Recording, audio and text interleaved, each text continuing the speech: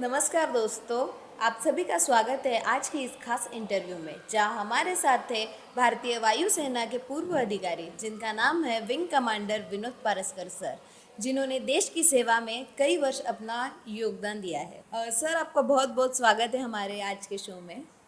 Thank you so much. तो sir, सबसे पहले मैं आपको ये पूछना चाहूँगी कि इंडियन एयरफोर्स की आपकी शुरुआत कहाँ से हुई थी? 1974 में मैंने पुणे यूनिवर्सिटी के अंडर वाडिया कॉलेज और नगर कॉलेज से अपना बीएससी का डिग्री लिया। उसके बाद में मैंने एसएसबी यूनिट दिया और 4 दिन टेस्ट के बाद I was selected and trained. और 1976 में मुझे राष्ट्रपति जी ने प्रेसिडेंट का कमीशन दिया as a pilot officer commission class one officer. Air force join करने के बाद में मेरा ट्रेनिंग हुआ एयरफोर्स एकेडमी दिंडीगल हैदराबाद। वहां से 1 साल ट्रेनिंग के बाद में मेरी पहला पोस्टिंग था, ट्रांसफर था कलकत्ता में। कलकत्ता के बाद में मैं जामनगर और उसके बाद में काफी जगह जाने के बाद मैं 1998 में रिटायर हुआ हूँ। तो सर, कभी कुछ ऐसा मिशन रहा है जो कि आपको अभी तक याद रहा है? जी हाँ, बहुत सारे मिशन हैं, but then to start with अपने को मेन जो हमारा जो पर्पस होता है डिफेंस का और पर्टिकुलर एयरफोर्स का जो होता है to guard the skies, that is our aim. ठीक है, तो इस सिलसिले में अब Bharat Pakistan Pakistan is our number enemy कि जिसके साथ अपने करीब करीब 5 युद्ध हुए हैं।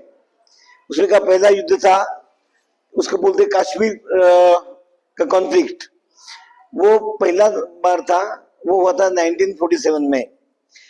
फिर दूसरा जो था उसको बोलते Indo Pak war, that took place in 1965। फिर तीसरा जो था बांग्लादेश फ्रीडम, यानी अपने अपन ने पाकिस्तान को तोड़ के एक बांग्लादेश लिबरेट किया था, दैट वाज इन 1971। फिर चौथा जो था वो था कारगिल वार 1999। सर, आप कारगिल में भी थे?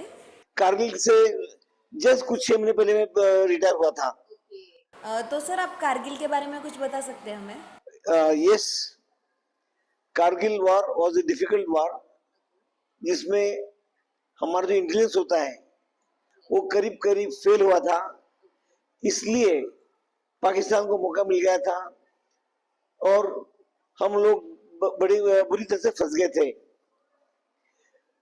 इस युद्ध में अपने करीब करीब 1000 जवान शहीद हो गए थे कि जो आसानी से टाला जा सकता था।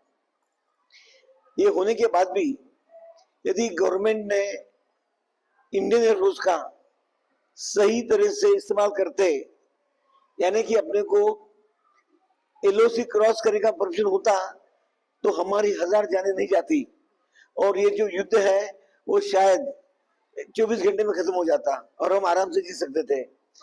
सर, आपके अकॉर्डिंग मतलब क्या करना चाहिए था उस टाइम पे? सी, वो आके अपने सर पे बैठ गए थे। हमें हमारा पूरा राइट था कि हम अपने को बचाएं। जब वो काफी हाइट पे थे, हम नीचे थे, तो उसके लिए लड़ने का एक ही तरीका था, यूज द एयर पावर। आपके पास जो एयर पावर थी उसे आपने फुल फ्लेज पावर इस्तेमाल करने का हुक्म देना चाहिए था, अधिकार दे देना चाहिए था।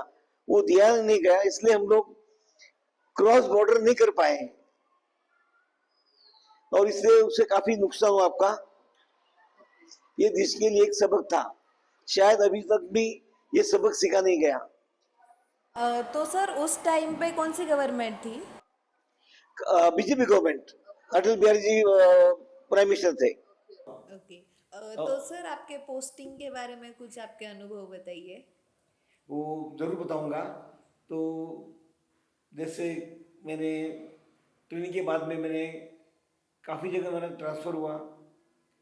तो जब मैं महाराष्ट्र में था 1986 में पाकिस्तान के साथ अपना लड़ाई होने वाला था, तब के पीएम थे Rajiv Gandhi ji. Total immobilisation of army, navy और एयरफोर्स को अब अपने यूनिट से आगे भेजा गया बॉर्डर पे। सो मैं भी यहाँ से गया था भटिंडा में। पूरा आर्मी, एयरफोर्स, नेवी, हम सब लोग तैयार थे। ओके। करीब 24 घंटे में सारा 5 लाख से ज़्यादा ट्रूप्स पाकिस्तान बॉर्डर पे चले गए थे। लेकिन उस वक्त उनके जो पाकिस्तान के जो प्रेसिडेंट थे जनरल जिया, उन्होंने डर के मारे वो जयपुर में आगे क्रिकेट मैच देखने के लिए, उसको बोला जाता है क्रिकेट डिप्लोमेसी, ओके। इस बहाने उन्होंने युद्ध डाल दिया। अच्छा। और जो शायद हम आगे बढ़ते, हमें लड़ाई का ऑर्डर देते, तो हम पाकिस्तान को कब्जा भी कर सकते थे। अच्छा। और पाकिस्तान के पास कभी उनको न्यूक्लियर पावर नहीं मिल सकता था। तो सर हमारी पाकिस्तान के साथ मतलब टोटल कितनी लड़ाइयाँ हुई होगी? अपनी पाकिस्तान के साथ करीब 5 लड़ाई हुई है। अच्छा। एक हुई है 1947 में, Okay. उसे बोला जाता है कश्मीर वार। ओके। पाकिस्तान ने पूरा कश्मीर लेने की कोशिश किया था। अपन ने ट्रूस भेज के आधा अपने पास रखा, आधा चला गया था तब तक, क्योंकि गवर्नमेंट ने डिसीजन लेने में देरी कर दी थी। फिर दूसरा हुआ अपना 1965 में, that is known as Indo Pak war. Okay. ये करीब करीब बराबर रहा दोनों का। अच्छा। ठीक है, इसमें ऐसा नहीं बोल सके कौन जीता करके। फिर तीसरी हुई बांग्लादेश की। ये सच्ची लड़ाई थी कि जो विश्व में कभी भी हो नहीं पाई, ना ऐसा कभी हो पाएगा। तब प्राइम मिनिस्टर इंदिरा गांधी जी थी, उन्होंने पाकिस्तान के 2 टुकड़े करवा दिए, एक पाकिस्तान, दूसरा बांग्लादेश। जबकि पाकिस्तान को मदद करने के लिए अमेरिका ने उनका 6th आर्मर, 6वां आर्मर भेज दिया था। और आर्मर पहुंचने के पहले इंदिरा गांधी ने एयरफोर्स, आर्मी, नेवी को फ्रीडम दे दिया था कि आप कुछ भी करो, अमेरिका अंदर आने से पहले आप उसको तोड़ दो पाकिस्तान को। ओके। उस वक्त मुझे याद है इंडियन एयरफोर्स ने कारपेट बम्बिंग किया था ढाका में, ओके। यानी हर 6 फुट पे बॉम्ब डाले गए थे। अच्छा। पाकिस्तानी ट्रूप्स 1 लाख लोग इतने डर गए थे एयरफोर्स का बॉम्बिंग देखते हुए और आर्मी का आगे बढ़ना देखकर, कि उनके 99,000 ट्रूप्स सरेंडर आ गए। ओके। आज तक वर्ल्ड हिस्ट्री में कभी हुआ नहीं, ना वर्ल्ड वार 1 में ना वर्ल्ड वार 2 में, कि एक देश के 99,000 लोग सैनिक शरण आ गए। अरे वाह। इससे बड़ा वार कभी हुआ नहीं, शायद होगा भी नहीं। ठीक है। फिर हुआ था कारगिल में।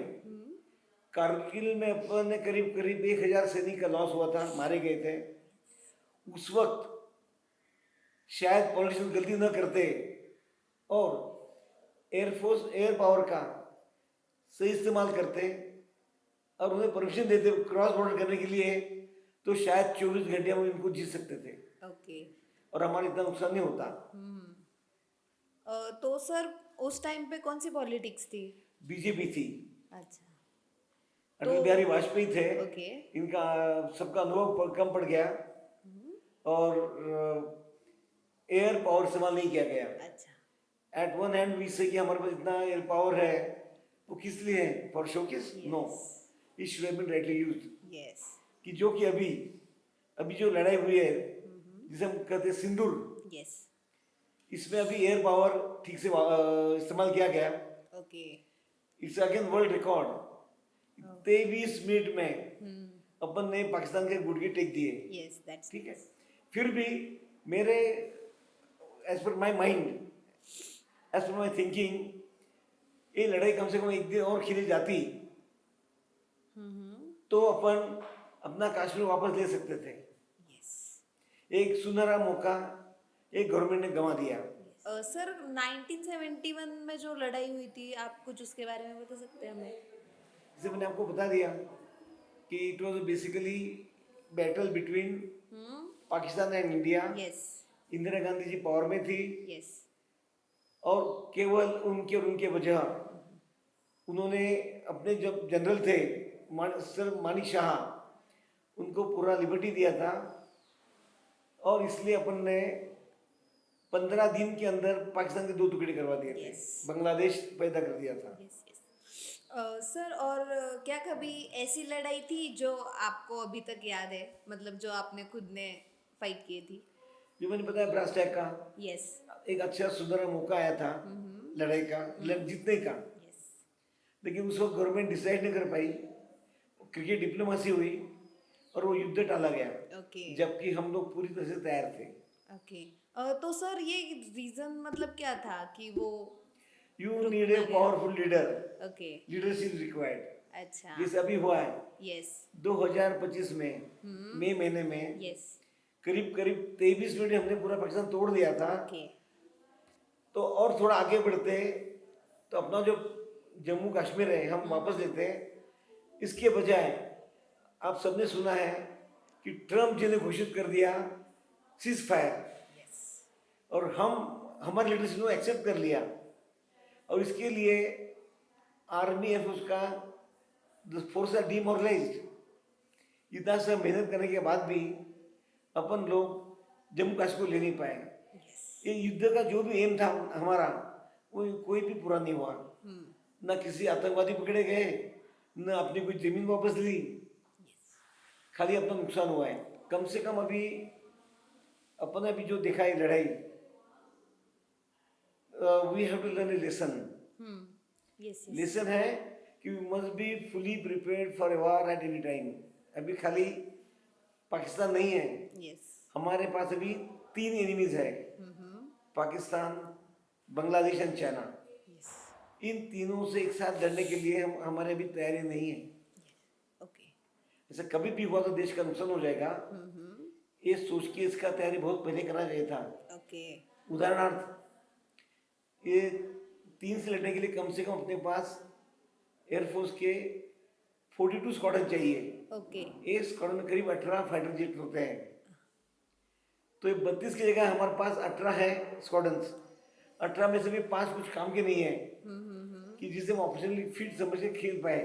ओके तो मैं उम्मीद करता हूँ एक गवर्नमेंट बाकी खर्चे बंद करके पहले अपना डिफेंस यस और प्रोटेक्शन के लिए खर्चा करें। तो सर आपके टाइम पे जब वॉर्स वगैरह होते थे तो तभी इंडियन एयरफोर्स मतलब प्रॉपरली वर्क करती थी क्या, मतलब ये जैसे तब अपना लिमिटेड वार था Okay, बेसिकली विद, yes. और enemy was only 1 Pakistan. Okay आज 3 है, तो 3 के हिसाब से 3 फ्रंट पे लड़ने के लिए आज अपन तैयार नहीं है। ओके यस सर जब पुलवामा अटैक हुआ था तो आप उसके बारे में कुछ बता सकते हैं हमें?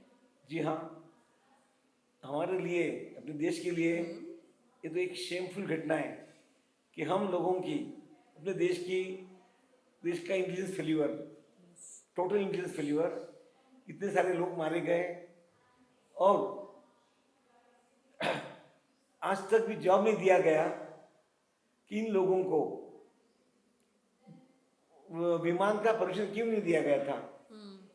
ऐसे लगता है कि विलफुली इनको बाहर जाने का मना कर दिया था और लोग बिना कारण मारे गए। हाँ और ये डाउटफुल है कि इन्होंने टेररिस्ट इनको मारा।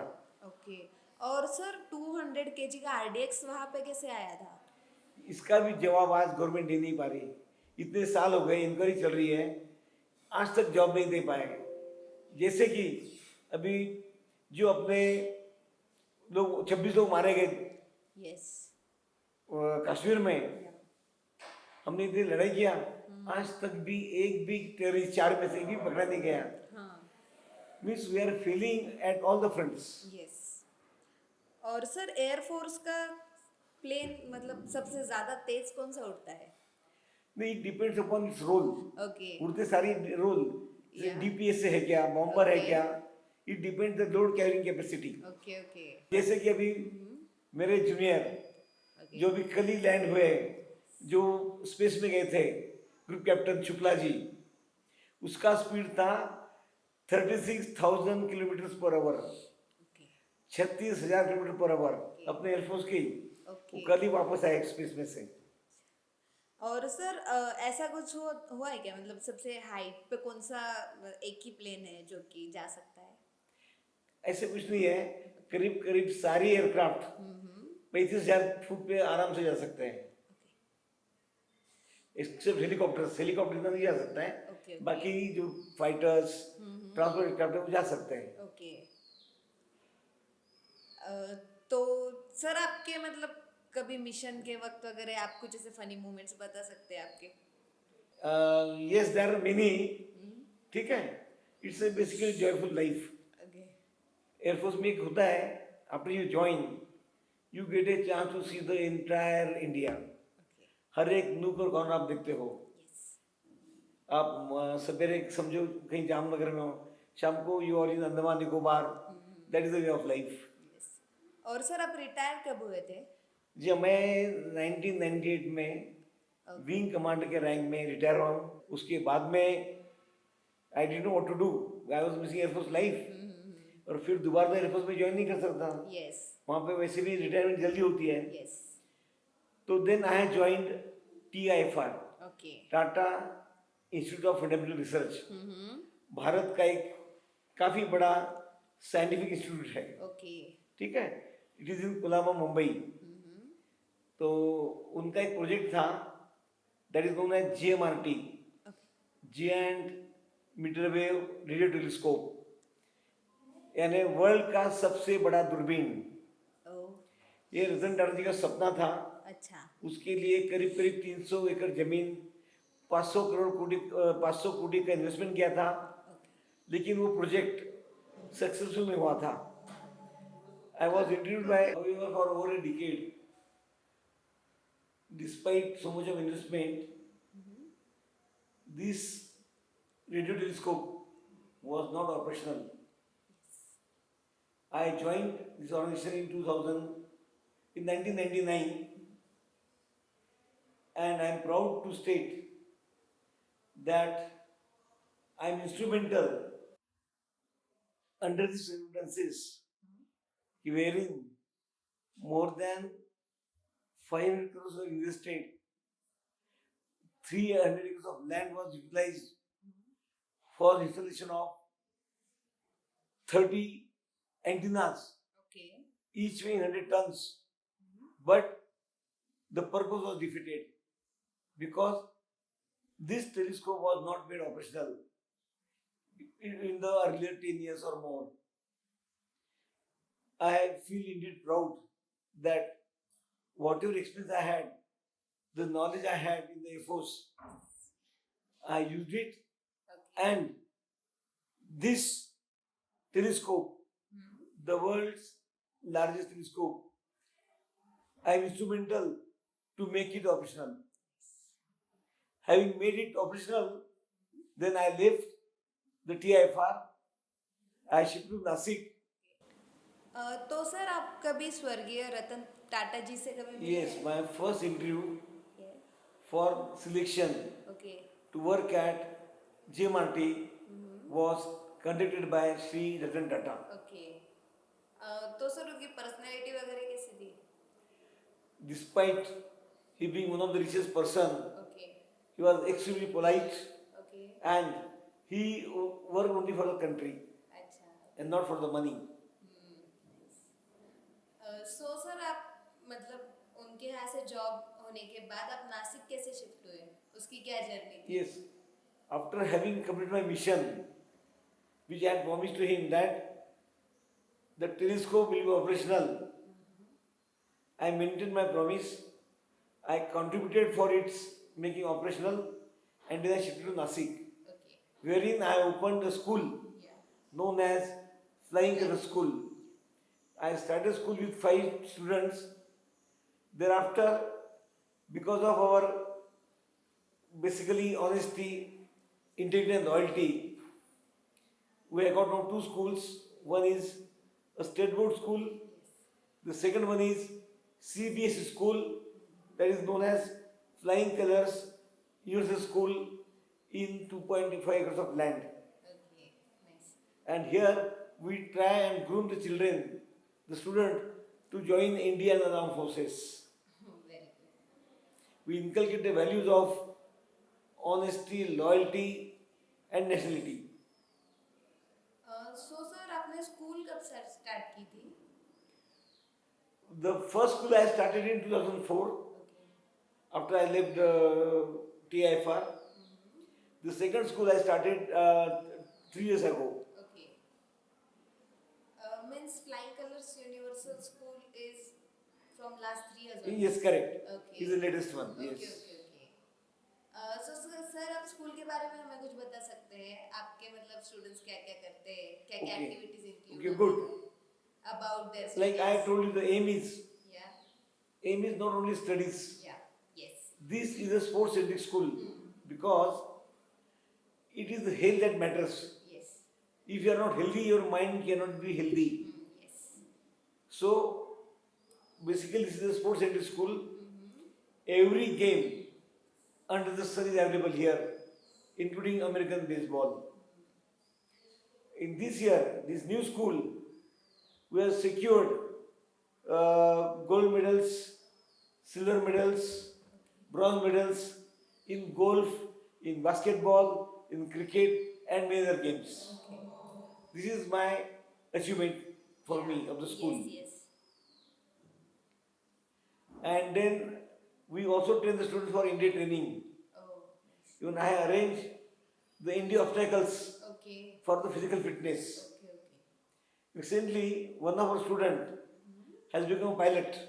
ओहो Yes. नाइस सो सर वो flying colours From that- okay okay okay From that school, one student Yeah, who yeah, had done 10 with us, today she is a pilot. Nice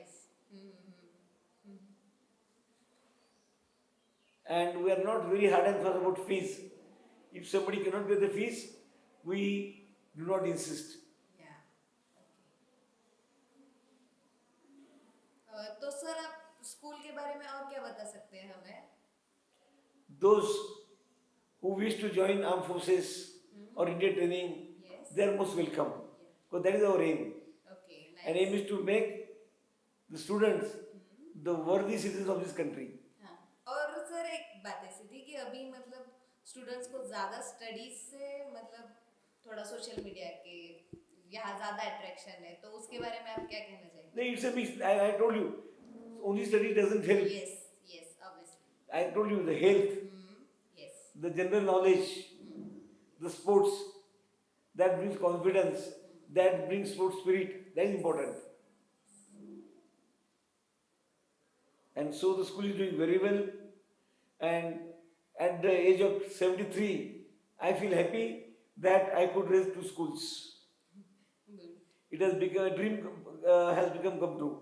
आपकी journey जो थी वो सुन के तो बड़ा अच्छा लगा कि आपने पहले इंडियन आर्मी जो एयरफोर्स थी उसमें ज्वाइन किया देन आफ्टर आपने जॉब भी किया रतन टाटा जी के यहाँ पे देन उसके बाद आपने स्कूल ओपन की जो कि मैंने सुना भी था कि आपने पहले 5 स्टूडेंट्स से स्टार्ट की थी जो कि प्री प्राइमरी थी देन उसके बाद आपने स्टेट बोर्ड का जो Up to 10th. स्कूल है यस वो ओपन किया एंड आफ्टर दैट आपने flying colours universal school CBSE school. Yes और सर मैं ये भी पूछना चाहूंगी कि आपने कुछ इंस्पिरेशन आपके बेटे जो है वो एक्सपायर हुए थे Yes. उनके रिगार्डिंग किया था ना? Yes, I had lost my elder son Yeah. when I was not here. He was studying in engineering college at Nasik, Kigiwa College. He had gone for the picnic Okay.